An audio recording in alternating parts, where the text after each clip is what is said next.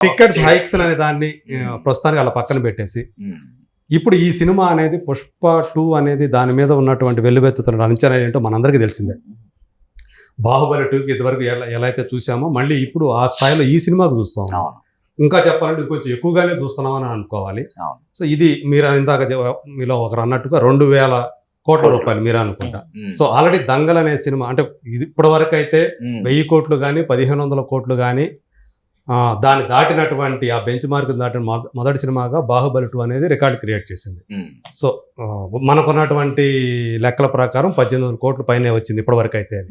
దాని తర్వాత దంగల్ అనే సినిమా ఎందుకంటే చైనాలో అది కొంచెం లేట్గా రిలీజ్ అయ్యి అక్కడ వచ్చే కలెక్షన్లు పోల్చుకుంటే నీ దగ్గర 2000 చేరువులోకి కొంతమంది అయితే 2000 అని కూడా చెప్తూ ఉంటారు. సో గురువు గారు ఇందాక చెప్పారు 2000 కోట్ల రూపాయల టార్గెట్ దీన్ని అని చెప్పేసి. మీరు నమ్ముతున్నారా లేదా? మీరు ఎస్ అంటారా నో అంటారా? అంటే ఏం చెప్తారు? 2000 కోట్లు కలెక్ట్ చేసే అవకాశం ఉందంటారా లేదంటే వరల్డ్ వైడ్ గా?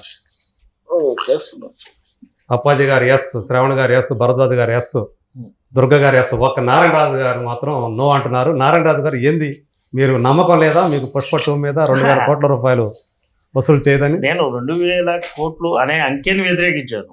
పుష్ప మీద నమ్మకం ఉంది. ఓకే, టికెట్ల హైక్ ఇష్టపడ్డారు, సమర్థించారు. కానీ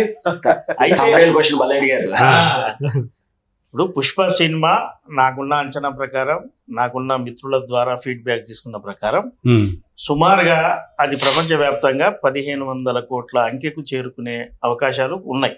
ఓకే, 2000 కోట్లు అనేది అసాధ్యం అనేది నా అభిప్రాయం. అంటే 1500 కోట్లు వసూలు చేస్తే కనుక సేఫ్ జోన్ లోకి వస్తుంది. ఇప్పుడు ఏ రికార్డ్ అయినా 1500 కోట్లు అయితే బ్లాక్ బస్టర్ కాదండి. ఎందుకంటే 1100 కోట్లు వస్తేనే డబ్బులు దానికి వస్తాయి, పైన ఖర్చులు ఉంటాయి. అయ్యని చూసుకుంటే సేఫ్ అంటే సేఫ్ అయింది. బయర్స్ కి వరకు బ్రీతింగ్ స్పేస్ దొరుకుతుంది అంతే. ఏది ఆ 1500 కోట్లు వస్తే అమ్మయ్య బతికామరా, ఒక పైసా మిగిలిందిరా అనుకుంటారు. ఇప్పుడు బాహుబలి 2 అది కూడా యూనివర్సల్ సబ్జెక్ట్ అది కాబట్టి అది ఆ మేరకు చేసిందని నేను అనుకుంటున్నా. ఆ తర్వాత దంగల్ అనేది అమీర్ ఖాన్, ఆయన ఫాలోయింగ్, ఆ ముస్లిమ్స్ కంట్రీ ఇవన్నీ కలిపి అది ఒక కలెక్ట్ చేసే, ముఖ్యంగా చైనాలో అది స్పోర్ట్స్ బ్యాక్ డ్రాప్ కాబట్టి అది అక్కడ హెల్ప్ అయింది.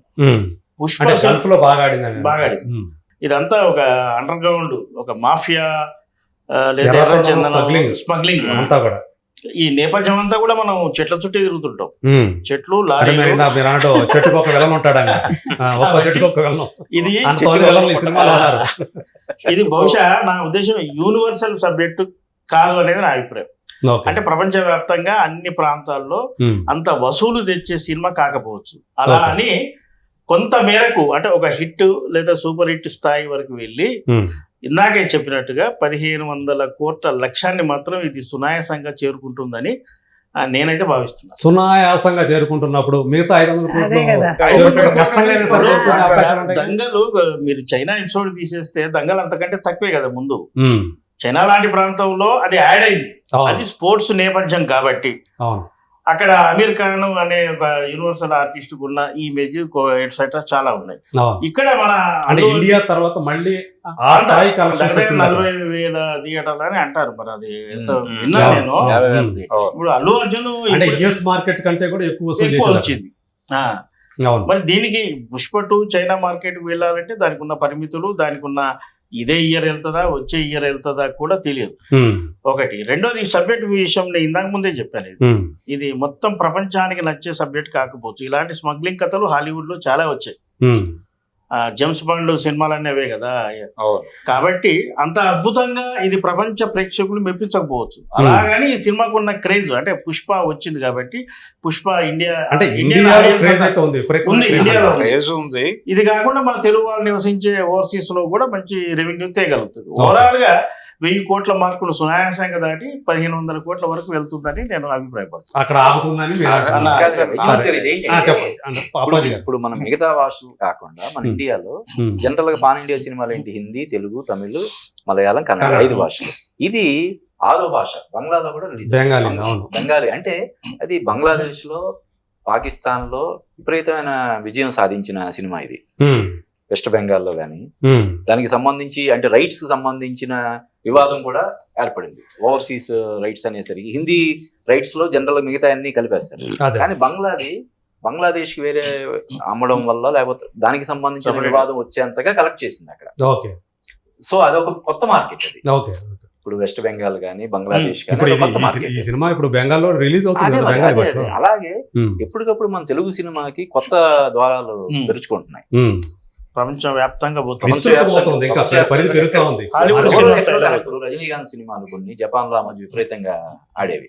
మన చెప్పాలంటే మొట్టమొదటి ఇండియన్ యాక్టర్ ఆయన ఆ. ఏ జపాన్ లో మార్కెట్ సృష్టించిన. అలాగే అల్లు అర్జున్ సినిమాలు తెలుగులో ఫ్లాప్ అయిన సినిమాలు కేరళలో బీభత్సం కలెక్ట్ చేసాయని చెప్పి చెప్తారు. ఉమ్, అలాగా ఎక్కడైనా ఒక కంట్రీలో బాగా కనెక్ట్ అయితే 2000 కాదు ఇంకా దాటిపోయినా ఆశ్చర్యం లేదు. ఉమ్. మీరు ఏమంటారు అది కాదండి, అంటే సబ్జెక్ట్ ఉన్న లిమిటేషన్స్ గురించి కూడా ఒక అభిప్రాయం వచ్చింది. ఉమ్, అయితే లోకల్ సబ్జెక్ట్ ని గ్లోబల్ లెవెల్లో చెప్పగలగటం అనేది ఇప్పుడు డైరెక్టర్లు అందరూ కూడా ఆ. పట్టుకోవాల్సినటువంటి ఒక విద్య. అదే కొంతమంది పట్టుకోగలుగుతున్నారు కూడా.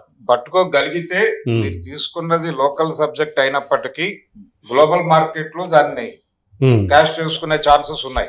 కనీసం పాన్ ఇండియా లెవెల్ అయినా. అవును, ఉమ్. అంటే for example Kantara. Universal subject అనే పేరుతో ఒక పరిమితికి గురి కానక్కర్లేదు. అదే. ఉమ్, మీరు లోకల్ విషయాన్ని విజయవాడలోనూ లేకపోతే కరీంనగర్ లోనూ జరిగిన ఒక విషయాన్ని ఉమ్, గ్లోబల్ ఆడియన్స్ Connect అయ్యేలా ఎక్కేలాగా కనెక్ట్ అయ్యే లెవెల్లో ఉమ్. మీరు తీయగలిగితే అది యాక్చువల్ గా గ్లోబల్ మార్కెట్ ని క్యాప్చర్ చేయటం. అదే అంటే లోకల్ కథలతోటి గ్లోబల్ మార్కెట్ ని క్యాప్చర్ చేయగలగల. అంతే, లోకల్ పాయింట్ ఉమ్, గ్లోబల్ లెవెల్లో చెప్పగలగటం. చెప్పగలడు. ఇంకొకటి ఏంటంటే ఇప్పుడు ఇందులో యాక్షన్ తో పాటు సెంటిమెంట్ కూడా సమపాలలో ఇప్పుడు వైఫ్ అండ్ హస్బెండ్ రిలేషన్ కానీ Recurrent ఫ్యామిలీ ఉంటుంది. రిలేషన్స్ కానీ మదర్ సెంటిమెంట్ ఇవన్నీ కూడా ఎక్కువగా దట్టించినట్టు ఇది మనకు మనం చూస్తే తెలుస్తుంది. తెలుగు పుష్ప సినిమాలో మంది ఒక ఉమ్, బాగా అంటే ఫ్యామిలీ పరంగా బాగా సఫర్ అయ్యేటువంటి స్ట్రగుల్ అయ్యేటువంటి క్యారెక్టర్. ఉమ్, కనీసం అతనికి ఇంటి పేరు ఇవ్వడానికి కూడా అవును. అంటే ఒక గుర్తింపే లేని క్యారెక్టర్. అది సో అక్కడి నుంచి ఆ సఫరింగ్ నుంచి అతను ఎలా ఎదిగాడు అనేది మనం అక్కడ చూసాం. అవును ఇప్పుడు ఎలా రూల్ చేయబోతున్నాడు అనేది మనం చూస్తూ ఉన్నాం. అవును అంటే దీనికి నారాయణరాజు అన్నగారు అంటున్నారు అంటే అంత లేదు అని చెప్పేసి అంటున్నా అన్నారు. ఉమ్, సో శ్రవణ్ గారు మీరేమంటారు? మీరు సార్, మీరు ఎస్తున్నారు 2000 కోట్లు సాధించారు. నేను ఆ రేట్ పెంచడం విమర్శించినట్టు కానీ ఇది మాత్రం మార్కెటింగ్ స్ట్రాటజీ తెలిసినటువంటి ప్రొడక్షన్ హౌస్ నుంచి వస్తున్న సినిమా. మొదటి నుంచి కూడా బజ్ ఏ విధంగా తగ్గించుకోకుండా కాపాడుకుంటూ వస్తున్నారు. అంటే బ్లిమ్స్ వేయడం వల్ల వాళ్ళంతలో వాళ్ళు ఏదో ఒక వార్త అప్డేట్స్ ఇవ్వడం, అంటే సినిమా మీద అటెన్షన్ లేకుండా ఉండడానికి ఇష్టపడలేదు. ఖచ్చితంగా అంటే మార్కెటింగ్ స్కిల్ .1 నుంచి .100 వరకు విజన్ ఉంది వాళ్ళకు. ఇప్పుడు ఏం జరగాలి, ఏం చేయాలి, ప్లస్ టాస్క్ కూడా పెట్టుకున్నారు. మేము 2000 కోట్ల ప్రాజెక్ట్కి వెళ్తూ కలెక్షన్కి వెళ్తా ఉన్నప్పుడు అది పెద్ద విషయమే కాదు, అంటే ఆటోమేటిక్ వచ్చేస్తూనే ఉంది. ఇదంతా బాగానే ఉంది. కానీ ఫస్ట్ షో తర్వాత నెగిటివ్ టాక్ వస్తే పరిస్థితులు తలకిందులయ్యే వాళ్ళు ఎవరో ఉన్నారు. అవును, ఆ రిస్క్ ఎప్పుడు ఉంటది కదా. ఆ రిస్క్ ఉంటుంది. ఖచ్చితంగా అదే ఇప్పుడు ఇన్ని కోట్లు సంపాదిస్తున్నారు, దోషిస్తున్నారు నేనే చెప్పేసి, కానీ తలకిందులు అయితే కూడా నష్టపోతున్నారు. ప్లస్ పాలసీలో నేను ఎందుకు ఉంటున్నానంటే ఇక్కడ జరుగుతుంది, వాస్తవం జరుగుతున్నప్పుడు ప్రభుత్వం అనే వ్యవస్థ మానిటరింగ్ చేస్తూ సమపాల్లో, అంటే ఇటు సినిమా ప్రొడక్షన్ వాళ్ళకు, అంటే ఈ బాధితులకు ఎవరైతే ఉన్నారో ఇద్దరికి న్యాయం చూసి ఉంటే సమపాల రూల్స్ రాసుకోవాలి, దాని చట్టాలు తయారు చేయాలి. ఇప్పుడు అడ్వాన్స్ బుకింగ్ తీసుకున్నారు, 500-600 టికెట్ పెట్టి సినిమా బాగాలంటే పోవాలంటే ఇష్టం ఉండదు. దాని రిటర్నింగ్ సిస్టమ్ అని ఆలోచిస్తారు. అట్లాంటిది ఏముందా లేదా, ఇవాళ అది ఉండదని, ఇట్లాంటివి కూడా ఉండాలి. ఎందుకంటే బజ్ వస్తున్నప్పుడు నువ్వు డిమాండ్ ఎప్పుడైతే క్యాచ్ చేసుకుంటున్నావో, డిమాండ్ పోయినప్పుడు కూడా నేను దాన్ని కాపాడుకునే హక్కు కన్జ్యూమర్ కు ఉంటుంది, దానికి కూడా ఉండాలి. ఇప్పుడు మనం ఆన్లైన్ బిజినెస్ లో చూస్తాం, అమెజాన్ లో కొనుక్కుంటాం, నచ్చకుండా వాపస్ అంటాడు, ఇవి కూడా ఉండాలి. ఇవ్వాలి అంటున్నాను. నువ్వు రాజు పరిపాలించేవాడికి, నువ్వు వినియోగదారుడు కాపాడాలి. ఇవేమి లేకుండా ఊరికైనా వాళ్ళు వచ్చేది అర్ధరాత్రి చీకట్లో ఎనుకనో కలిసి సంతకాలు పెట్టి జీవోలు ఇచ్చేసి, జీవోలు నువ్వు ప్లాట్ఫామ్ లో పెట్టకుండా సీక్రెట్ గా పెడతారు. జీవో దొరికించుకోవడం అంత ఈజీ కూడా కాదు. ఈ జీవో కూడా బయట దొరకదు, చాలా సీక్రెట్ గా ఉంటుంది. ఎందుకు ఇప్పుడు పబ్లిష్ చేసేస్తున్నారు, వచ్చేస్తున్నాయి కదా, అంత ఈజీగా వచ్చేస్తున్నాయి కదా, అంత ఈజీగా దొరకదు. అందరికీ దొరకదు. మన గతంలో దొరకలేదేమో కానీ ఇప్పుడు దొరుకుతుంది. ఈజీగా నేను ఉద్దేశం ఈజీ ఏం కాదు. ఎందుకంటే నాకు జీవో కావాలని 5 ఫోన్లు చేశారు, 4-5 ఫోన్ చేశారు. అంటే ఈజీగా దొరకదు, ఎక్కడ దొరకాలో అలా వరకైతే దొరకదు. అంటే ఆ జీవో బయటకు రావటం వెనక జరిగే దాని గురించి మాట్లాడుతున్నారు. ప్రభుత్వం బాధ్యత వహించాలి.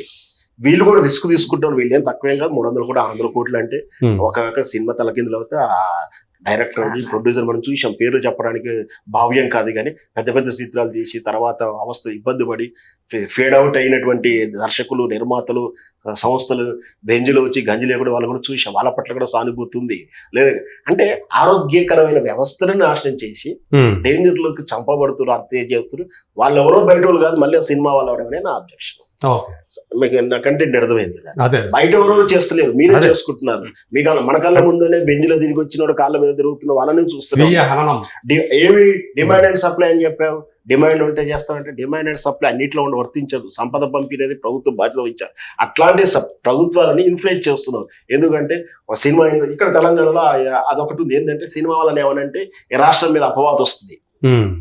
ఈ రాష్ట్రం మీద అపవాదం వస్తే పక్క రాష్ట్రానికి పోతారు, వీళ్ళతో నేను గొడవ పెట్టుకోవద్దు, వీళ్ళతో రిలేషన్ ఉంటే నాకు ఉంటుంది. ఇది ఒక ఫోబియా. ఒకవైపు సాఫ్ట్ టార్గెట్ అవుతారు, ఇంకోవైపు సాఫ్ట్ కార్నర్ కూడా వీళ్ళని మంచిగా చేసుకో. అన్నిటికన్నా కమర్షియల్, నాకేంటి నీకేంటి. జీవ వెనక రావడానికి ఏ ఇన్ఫ్లుయెన్స్ అవుతుందో అందరికి తెలుసు. బహిరంగ మనం ప్రూఫ్ చేయలేకపోయినా బాధ్యత వహించిన ప్రభుత్వాలు బ్లాక్ మార్కెట్ ని అంటే ఇప్పుడు ఏమన్నట్టు వ్యభిచారం జరుగుతుంది, దాన్ని లైసెన్స్ ఇచ్చేద్దాం అన్నట్టుగా బ్లాక్ మార్కెట్ అవుతుంది, మనమే రేట్లు పెంచేద్దాం, మనకు ఆదాయం వస్తుంది అంటే ఆల్రెడీ లిక్కర్నే ఆదాయం రూపంలో మార్చుకున్నారు. ఇట్లా బ్లాక్ మార్కెట్ దందాలు కూడా అఫీషియల్ చేస్తా అంటే అది కూడా లిమిట్ దాటి సినిమా చూడాలని ఒక రెండు ఇక్కడ ఇంతకుముందు చెప్పి మర్చిపోయాను. అభిమానులు ఎవరు చూస్తారండి ఫస్ట్ షో చూడాలంటే? ఎవరండి? ఖచ్చితంగా అభిమానులు.